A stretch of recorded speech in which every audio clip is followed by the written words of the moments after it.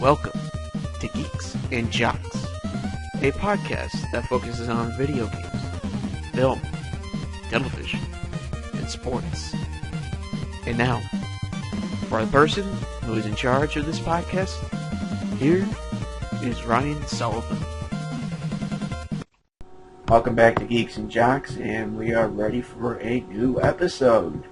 I do want to talk about sickness because lately I've been having a bit of a cold and some stuffy nose and whatnot, but I've been feeling a lot better the last few days, and it feels very good. And I'll tell you what I'm seeing now with the NFL and whatnot, it's intriguing because that last second play that Miami had against New England, that was unbelievable looking at the final play of that game. You know, there's a throw to, I think, to the receiver of Miami, and then they do a lateral, and then another lateral to Kenyon Drake, and he's running and all that. And Rob Gronkowski of the Patriots is out there, and he's trying to get the angle on him, but he takes a misstep and doesn't get to him, and a touchdown. They're calling it the Miracle of Miami, and just that is unbelievable. I was thinking, oh great, 33-28, game's over. It's over.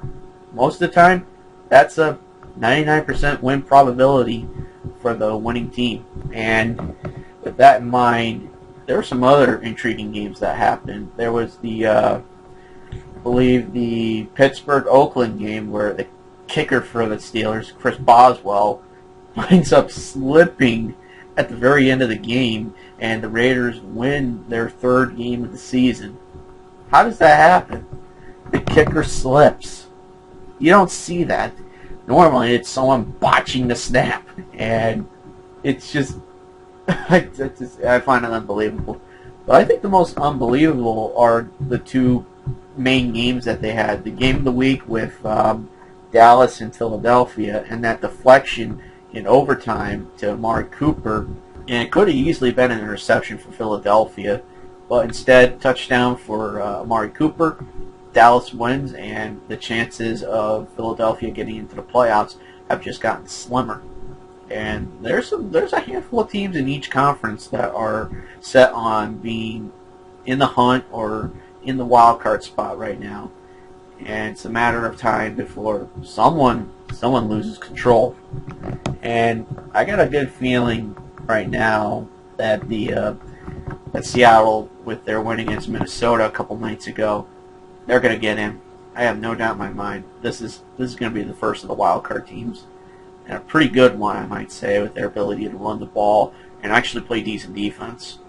And I don't know who the next team will be. I mean, Minnesota definitely has the advantage right now with that tie, but it's only half a game ahead of Carolina, Philadelphia, Washington.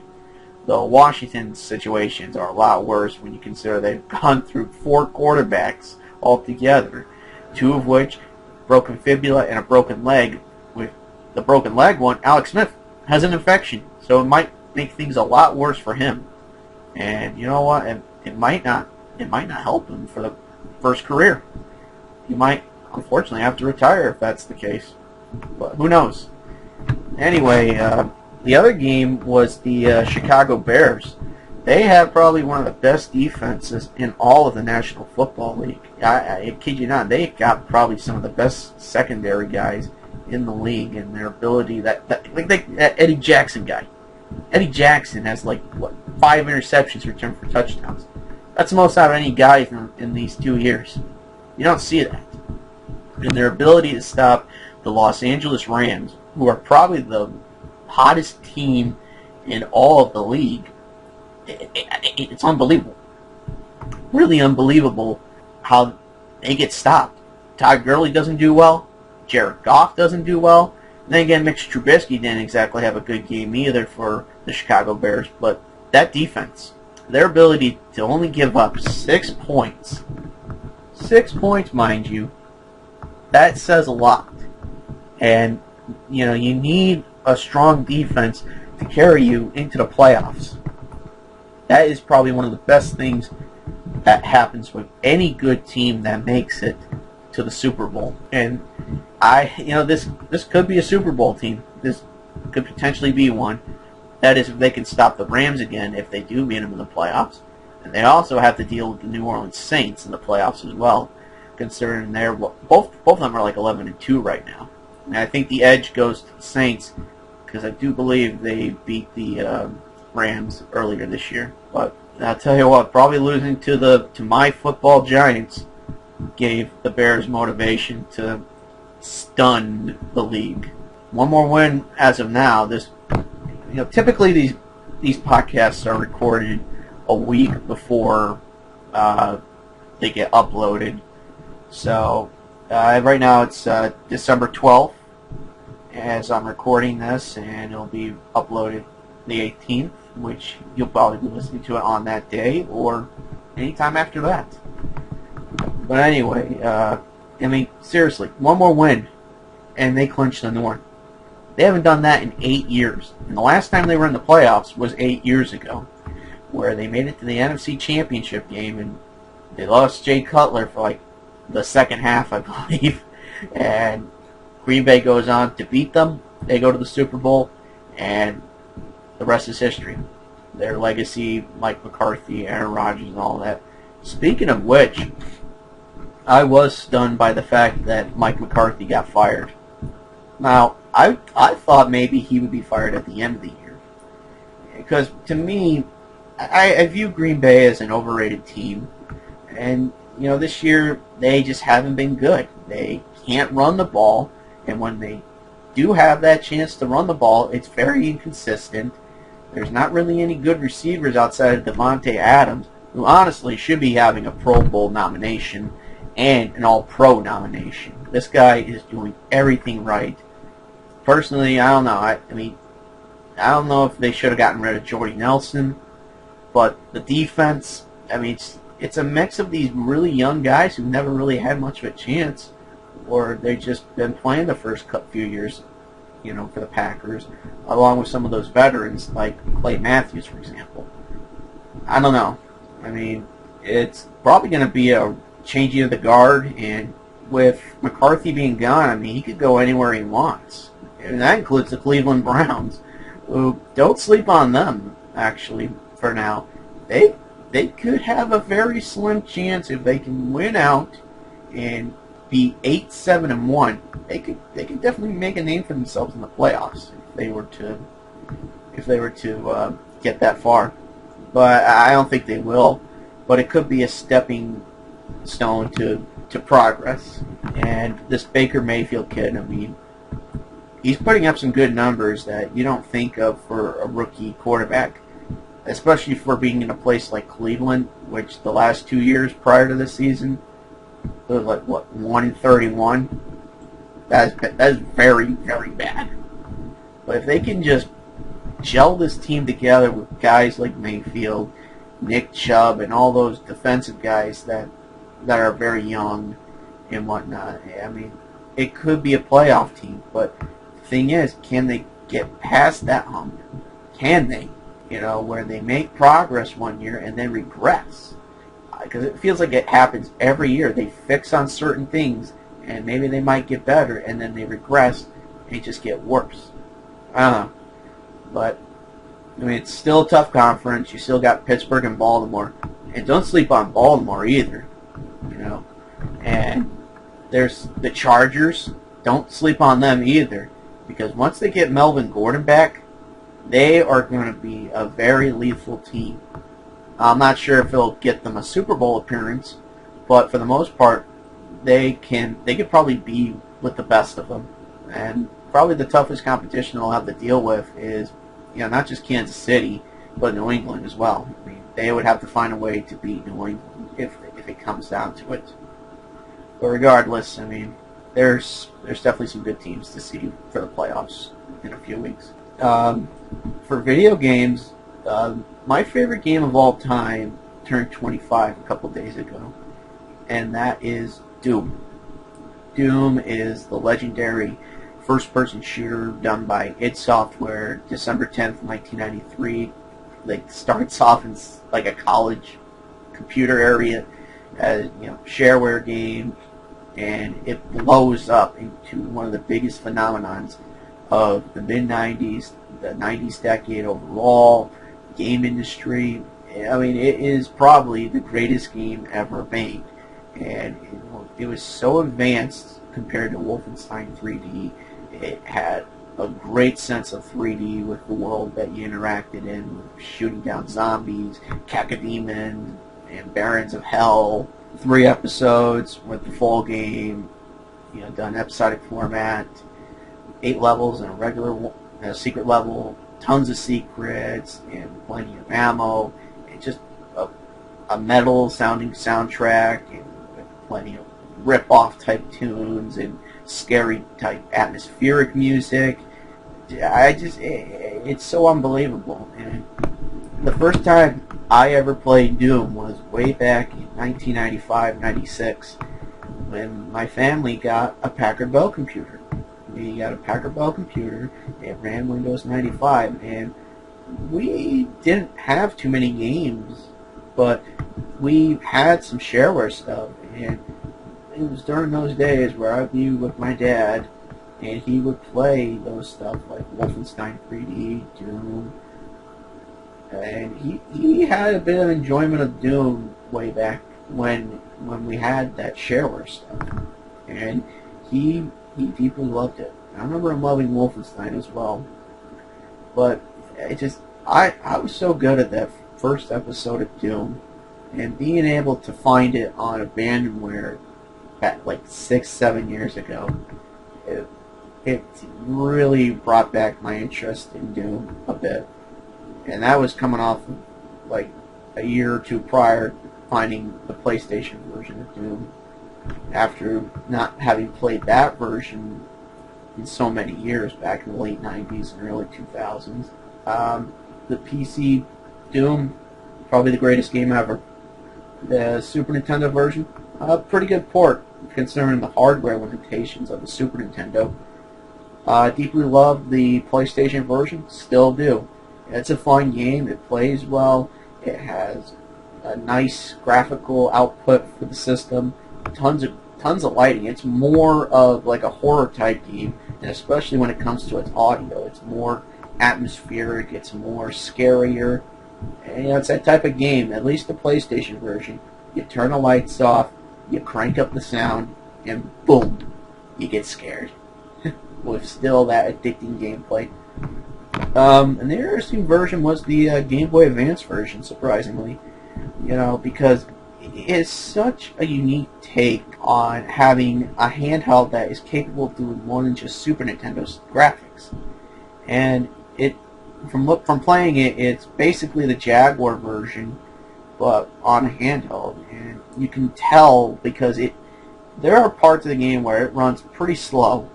It moves pretty quick too, but there's the moments where it's like, probably like with a handful of enemies, it slows down.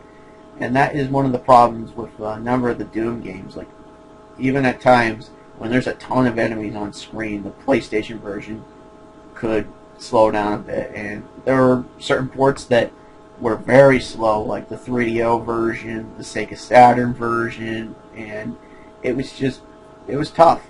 I mean, it was so advanced back in '93, in that, I mean, a lot of these consoles suffered a lot from having the Doom ports because of the hardware. PC hardware was a lot stronger back then. But nevertheless, I mean, those were my thoughts about Doom and my memories of playing it. I also love Doom 2. I mean, it's a great game. That I have an actual disc of, and it spent a lot of my time as a teenager playing that game, way back in the mid to late 2000s, and beating it legitimately. And I also beat the first Doom legitimately. So let's get to what I wanted to talk about earlier, and that is sickness. I'll tell you what, you live in a place where I am, and you have to deal with the constant cold, the wind, and just the amount of snow and freezing temperatures. Just, it gets brutal, and more than likely you're going to get sick. Anyway, I've had moments where I've gotten really sick during the winter, and it's pretty brutal having to not only have to deal with the sickness, but to be constantly coughing, having a stuffy nose. I'm kind of still having a little bit of a stuffy nose right now, but still, it's like one of the memories that sticks in my head was being in school like 10 years ago, and I think it was just one of those days. It felt normal, and then I just had I just got sick, and I wasn't the only one in my family that was getting sick. Like, my younger brother got sick, my mother got sick, my second older sister got sick, and I think we all got it from her child, who was like a year old at the time. And it was difficult. It's one of those times where it's like we were all so sick that we didn't even have dinner. And I think my dad might have been sick too, but it's like we were all sick. It's like we were all in bed or on the couches in the living room, eating probably mainly toast and having some ginger ale. It was not a pleasant time. And that was one of those. It was like I definitely had times in like elementary and high school where it's like I had plenty of sickness, and it was like I had I had one instance where I was coughing pretty badly, and I had to use an inhaler for a while. I don't have asthma, but my younger brother did, and it was just brutal having to do that for a few days. But regardless, I mean, I'm talking about winter type sickness and whatnot, and I never really had too many issues in high school with being sick and all that. I definitely had two moments in college where it's like I felt very, very sick, and it was hard because it was right around when finals week was going on. And the first time around, it was like, I don't know how I managed to get sick, and I don't even know how I managed the second year of getting sick too. But the first time, it was like I was sleeping, and I felt fine before going to sleep, and then I wind up puking during the middle of the night, and I was just having issues, and like I was constantly puking. My head was spinning, and I tried to get up to class, and I just couldn't. And I just felt really sick, and to the point where it's like, you know what, I need an ambulance. And so I wound up in an ambulance, going to the hospital with an IV in me, and just feeling very, very sick. And I don't really remember what I got sick from, but regardless, I was given a prescription. And so they wound up getting me a cab to the hospital, and so I went to Walmart and got the prescription that they got for me, and went home. Well, went to the dorms, took a few, and went to sleep. And I started to feel a little better. And I remember because it was the night where it was like I had it on NBA on ESPN, and the Celtics and Knicks were playing, and it was the game where Amari Stoudemire, he made a shot that went in, but he still had the ball in his hands when time expired. So the Knicks lost, as it has been the last 20 years or so. But the second time I got sick was pretty bad, though it didn't require a hospital visitation, and it happened on a Sunday night, and it was like just before finals began, if not in the middle of finals week. And I was watching TV, and I had it on some football and a Canadian channel. And during that part of the night, I started to feel sick, like a really bad sore throat, and it was just constantly coughing, and just really stuffy nose, and it's like, and luckily I didn't need to go to the hospital, but I still had to present stuff to because it was final stuff, projects that I had to do, and like even the professor was like, "You went through the same thing last year. How do you get sick?" And I wish I had an explanation to tell her, but I didn't. And this illness just really hurt for a couple of weeks. Even like heading into like Christmas Eve and Christmas Day, it was hard, and I was still suffering a little bit from sore throat. And the day I left my dorm to go on my Christmas break, it was like my throat was so dry. It's like I asked my dad for a Coca-Cola. I mean, it helped a little bit, but it was so dry and it was so sore. I really didn't feel that well, and there's not much else really with any other winter type sickness stories.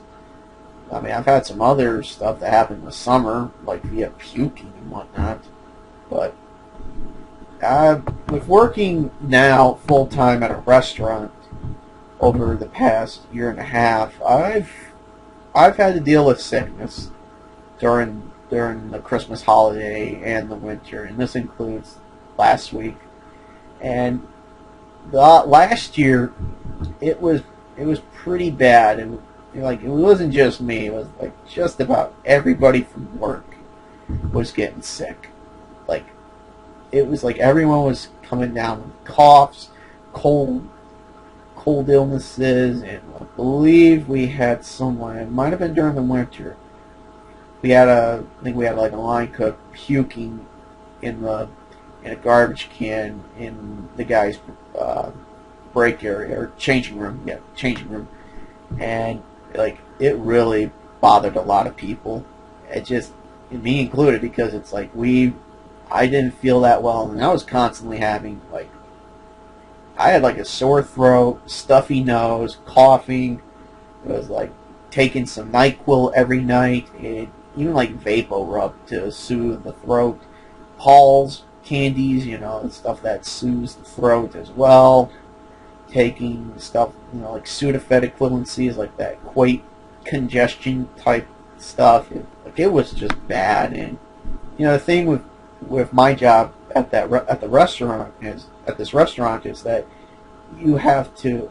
Luckily, I didn't have to, but it's like if you were that sick, you had to call in and say, "I'm not going to be able to come in." But there's been some people that are like, I can't miss the job, otherwise I'll get in trouble. And I'll do an example. There's a guy that's still working there. I'm on good terms with him, actually.